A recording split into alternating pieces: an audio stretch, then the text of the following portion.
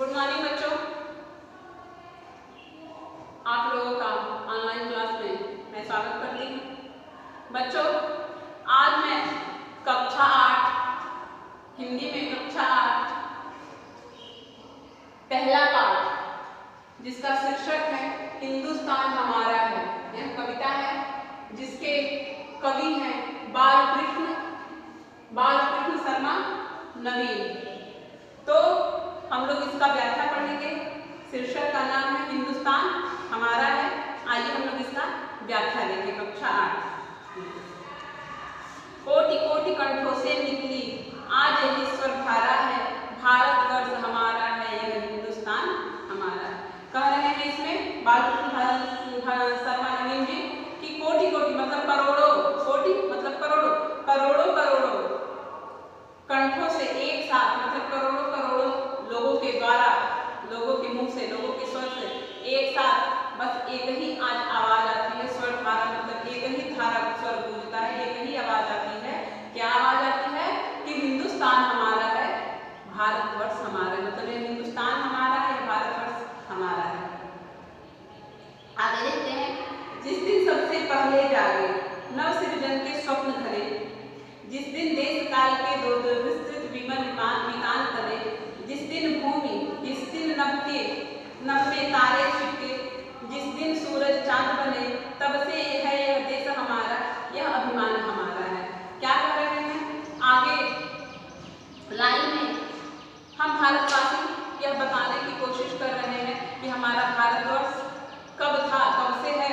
तो कह रहे कि जिस दिन सबसे पहले जागे, जिस दिन यदि पृथ्वी पर कोई जगह होगा या कोई उत्पन्न हुआ होगा या कोई जीवित रहा होगा तो नव सृजन के स्वप्न धरे, तो वह हम हिंदुस्तानी ही थे जिसने नव सृजन के स्वप्न धरे, जिसने नव निर्माण के अनेक स्वप्न अपने मन में बुना।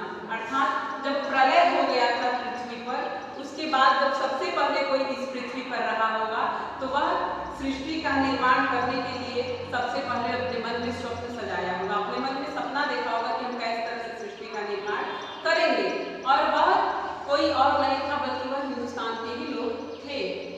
जिस दिन से देश काल के दो विस्तृत विमल वितान करे कि जिस दिन से देश में विस्तृत मतलब बड़ा विशाल, विमल मतलब साफ सफेद सुंदर, वितान मतलब फैला विस्तार, करे कि जिस दिन से इस देश काल में बड़ा बड़ा सुंदर सुंदर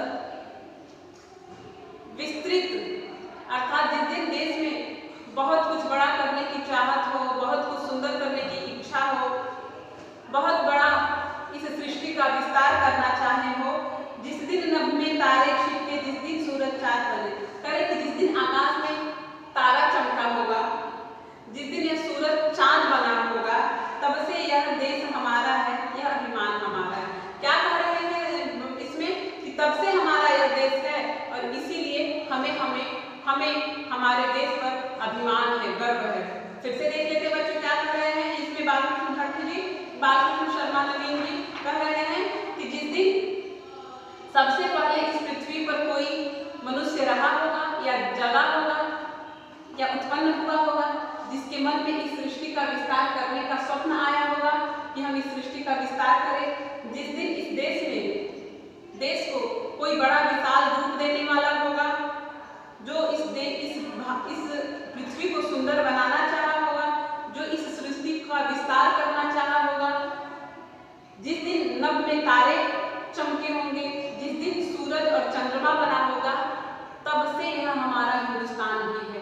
अर्थात इस पृथ्वी पर जो कुछ मुमकिन है तो हमारा हिंदुस्तान में ही मुमकिन है। अर्थात हमारा हिंदुस्तान तब से है, कोई नया हमारा हिंदुस्तान नहीं है, कोई हमारा भारत नया नहीं है। इसीलिए हमें हमारे भारत पर गर्व है और अभिमान है। प्रथम मानव ने खोले निदियारे लोचन अपने, तभी नभ से तले उसने देखे शत शत नवल सृजन सपने, उठे स्वाहा स्वधा के स्वर और यहाँ स्वाधा के मंत्र बने, देश ऐसा प्यारा देश पुरातन, ज्ञान विज्ञान ज्ञान विधान हमारा है। आगे कह रहे हैं कि प्रथम मानव ने खोले, करे कि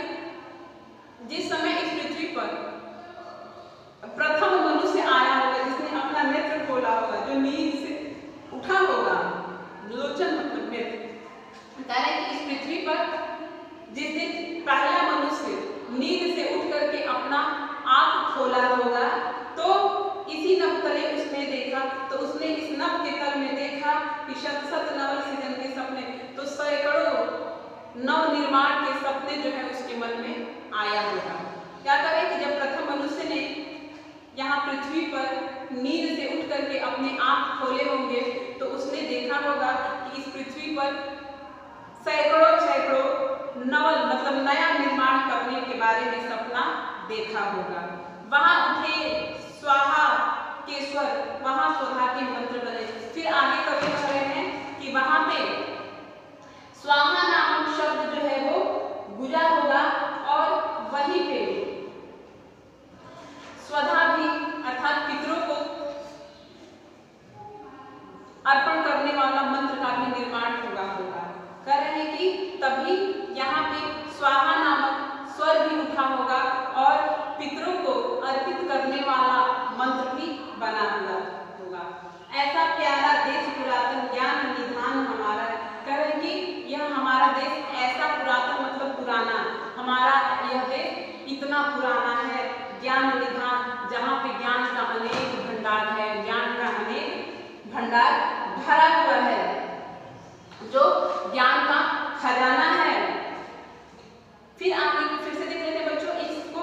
कह रहे हैं कि जब यहाँ पर प्रथम बार मनुष्य ने नींद से जाग करके अपने आँख को खोला होगा तभी उस मनुष्य ने इस संसार को नवीन रूप देने वाला, इस संसार का नया सृजन करने वाला सैकड़ों सैकड़ों सपना जो है अपनी आंखों से देखा होगा और तभी यहाँ स्वाहा के स्वर उठे और पितरों को अर्पित करने वाला मंत्र भी बना हुआ। ऐसा हमारा देश जो है इतना पुराना है और इतना प्यारा है और यही नहीं हमारा देश तो ज्ञान का भंडार है, ज्ञान का खजाना है।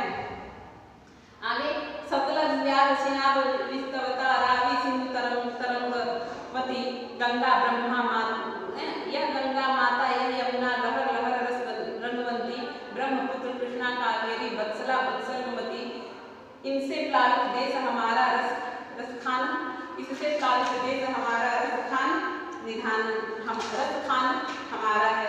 फिर आगे कवि कह रहे हैं कि यह जो हमारा सतलज व्यास चिनाब विस्तावा रावी सिंधु तरंगवती, फिर उसके बाद कवि जो है वो बताने की कोशिश कर रहे हैं कि हमारे देश में सतलज व्यास चिनाब विस्तावा रावी सिंधु आदि नदियों के साथ साथ गंगा, जो हम गंगा नदी जिसे हम लोग माता का दर्जा दिए, जो हमारी माता है यमुना, यहाँ लहराती रहती है।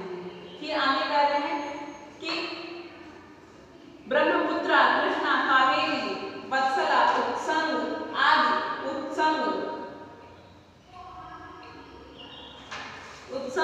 आदि नदियों से हमारा देश, आदि नदियों के जल से हमारा देश जो है हमेशा डूबा हुआ रहता है। यह तो रसखान है, अर्थात हमारे देश में तो रसों का खजाना है, रसों का सार है। फिर से देखते हैं बच्चों क्या कर रहे हैं इसमें कवि। कह रहे हैं कि सतलज व्यास चिनाब विस्तावा रावी सिंधु तरंगावती, ये सब नदियां तो हमारे देश में बहती हैं। गंगा भी है जिसे हम लोगों ने माता का दर्जा दिया है, जिसे हम लोग माता मानते हैं। यमुना की लहर भी हमारे भारत में हमेशा चलती रहती है, उठती रहती है। ब्रह्मपुत्र कृष्णा कावेरी वत्सला उत्संगमती, ये सारी नदियां भी अपने जल से हमेशा हमारे देश को सुशोभित करते रहते हैं, अर्थात इन सभी नदियों का जल हमारे देश में हमेशा फैला हुआ रहता है। यह हमारा देश जो है वो रसखान है, अर्थात रसों का खजाना है। विंध्य सतपुड़ा नामा सखिया, ये दो अवघट घाट महा, भारत के पूर्व पश्चिम में ये दो भीम कपाट महा, ये दो भीम कपाट महा, भारत तुरंत दो कपाट महा, तुंग शिखर फिर अटल हिमालय, यह पर्वत सम्राट यहाँ, यह गिरिवर बनी गया युगों से, विजय निशान हमारा है। फिर आगे कवि में कह रहे हैं कि हमारे यहाँ विंध्य और सतपुड़ा और नागा साखिया दो जो है ये दुर्गम और कठिन महाघाट है, अर्थात जिसको पार नहीं किया जाता है। ये दो अवघट घाट है जिसको पार करना मुश्किल है। हमारा यहाँ विंध्य सतपुड़ा और नागा और कठिन घाट है जिसको पार करना कठिन है। भारत के पूरब और पश्चिम में ये दोनों कपाट अर्थात दरवाजा की तरफ खड़े रहते हैं। एक तरफ हमारे भारत के पूरब में विंध्य सतपुड़ा जो है कपाट की तरह अर्थात दरवाजा की तरफ खड़ा रहता है, हमारी रक्षा करता है। और पश्चिम में नागा सखिया जो है ये भी दुर्गम जो भीम बड़े इसे कपाट के रूप में खड़ा रहते हैं अर्थात इनको भी पार पाना मुश्किल है। तुंग शिखर फिर अटल हिमालय यानी कि और हमारे सबसे ऊपर शिखर पर सबसे ऊंचे पहाड़ की चोटी के रूप में चिर मतलब बहुत पुराने समय से अटल मतलब जिसको हटाया ना जा सके, जिसको टाला ना जा सके, हिमालय पर्वत। यहाँ पर्वतों का सम्राट कहा जाता है। पर्वतों का सम्राट किसे कहा जाता है? हिमालय को कहा जाता है, जो हमारे तुंग शिखर पर चिरकाल से बिना टले हुए पड़ा हुआ है। यह गिरिवर बन गया युगों से विजयनगर और यह गिरिवर अर्थात यह पर्वत का राजा जो है वह हमारा निशान चिन्ह बन गया है, विजय निशान बन गया। मतलब सब लोग हमको जानते हैं कि भारत में हिमालय पर्वत है और हिमालय पर्वत पर्वतों का राजा है जो सबसे ऊंचा है। फिर से देखते हैं बच्चों, इसको कह रहे हैं इसमें कवि कि भारत के पूर्व और पश्चिम में विंध्य सतपुड़ा और नागा साखिया नामक दो कठिन और दुर्गम कपाट है जिसे पार पाना मुश्किल है। फिर आगे कह रहे हैं कि यहाँ तुंग शिखर अर्थात पर्वतों का सबसे ऊंचा शिखर, पर्वतों की सबसे ऊंचा शिखर के रूप में चिरकाल अनंत समय से पर्वतों का राजा हिमालय विराजमान है। यह पर्वतों का राजा हिमालय ही हमारा विजय निशान है, हमारा विजय का प्रतीक है। हमारे विजय हम किससे जाने जाते हैं? पर्वतों से जाने जाते हैं। सबसे पर्वतों में हिमालय ऊंचा पर्वत है और हिमालय भारत में ही है।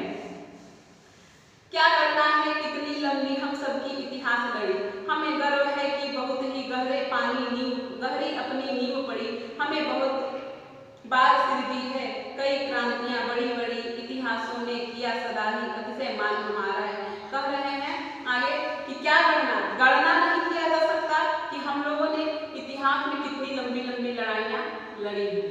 आगे कवि कह रहा है कि गणना कर नहीं किया, क्या गणना करें, गणना किया ही नहीं जा सकता कि हम लोगों ने इतिहास में कितनी लंबी लंबी क्रांतियां कितनी लंबी लंबी लड़ाइयां लड़े हैं।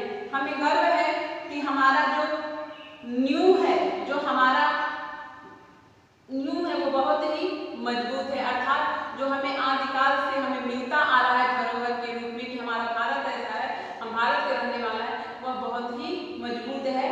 हमें बहुत बार सिर भी है कई क्रांतियां बड़ी बड़ी। फिर करें कि हम लोगों ने कई बार बहुत बड़ी बड़ी युद्ध को जीत भी लिया है, सिर भी बहुत बड़ी बड़ी युद्ध को हम लोगों ने जीता भी है।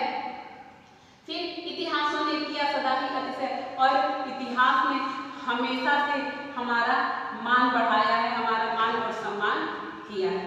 बच्चे फिर से देखते हैं क्या कर रहे हैं कि हम क्या गणना करें कि हम लोगों ने इतिहासों में कितनी लंबी लंबी लड़ाइयां लड़े हैं।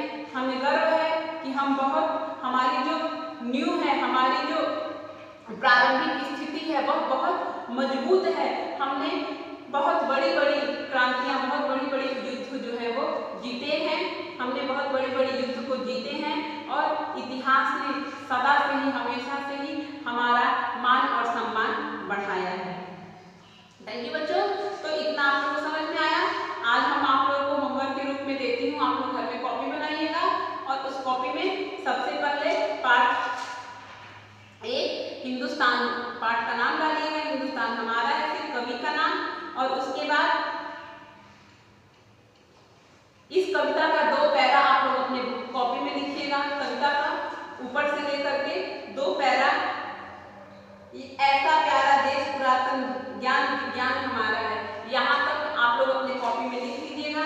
इसके बाद आप लोग अपनी कॉपी में इसका शब्दार्थ लिख लीजिएगा और शब्दार्थ लिख करके आप लोग इतना काम कंप्लीट किए रहिएगा। बच्चों मैं फिर कल आऊँगी और कल जब मैं आऊँगी तो आप लोगों को इसका प्रश्न उत्तर करा दूंगी जिससे आप लोगों का ये चैप्टर कंप्लीट हो जाएगा। थैंक यू बच्चों।